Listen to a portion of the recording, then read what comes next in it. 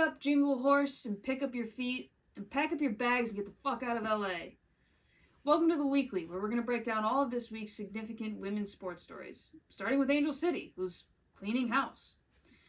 In the last week, they have dismissed GM Angela WE-ekly's Mangano, head coach Becky Tweed, and a number of significant players, including starting keeper Didi Hericic, who, quite frankly, hasn't been the team's weak spot.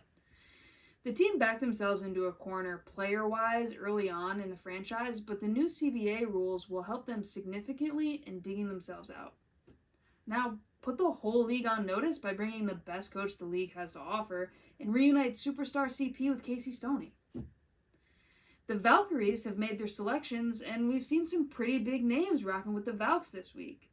Michelle Wee West, E40, Steph Curry, and we finally got our first look at a Golden State player rocking that fresh New Jersey.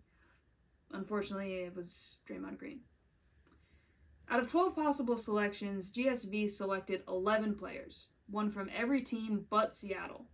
They weren't bailing anyone out of that drama, I guess. New head coach Natalie Nakase turned some old friends into enemies by selecting her former team's rookie, Kate Martin. Give them their baby back, Natalie.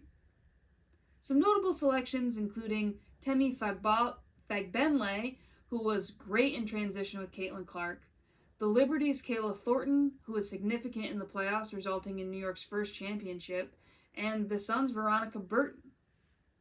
But with only 12 final roster spots come spring, a mountain of cap space, and a loaded 2025 draft, don't get too attached to seeing any of these players in purple.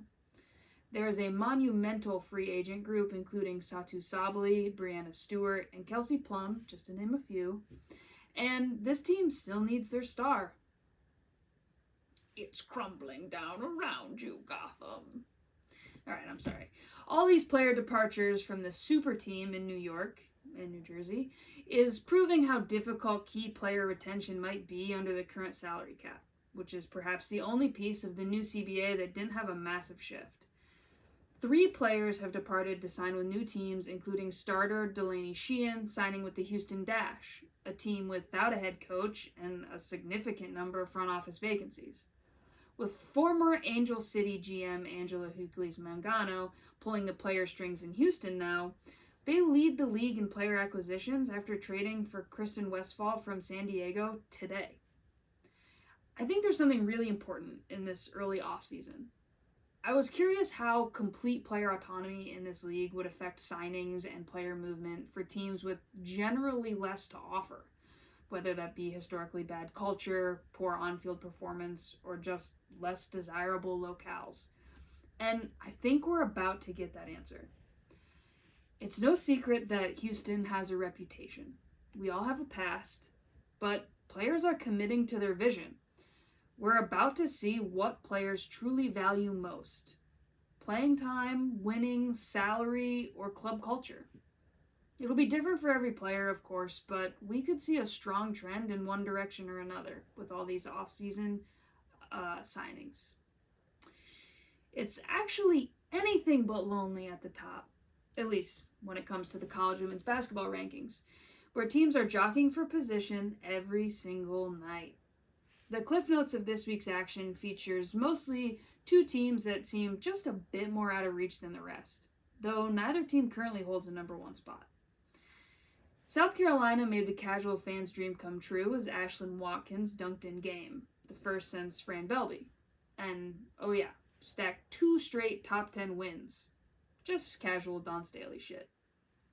UConn, on the other hand, is looking dangerous, as they have finally, maybe hopefully, shaken the injury bug, despite a scary moment in Saturday's nightcap where AZ Fudd hit the floor and limped back to the locker room.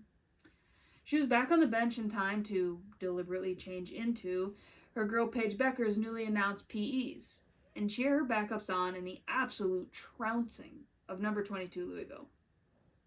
Official comms from Gino has her listed as day-to-day, with a minor knee sprain, but unlikely to suit up for Thursday's must-see TV as the Huskies face Notre Dame. I'm serious, don't miss that one. For more in-depth analysis on these developing stories, head to our website, link below, to subscribe to our weekly newsletter, and tune in every Tuesday for more of The Weekly.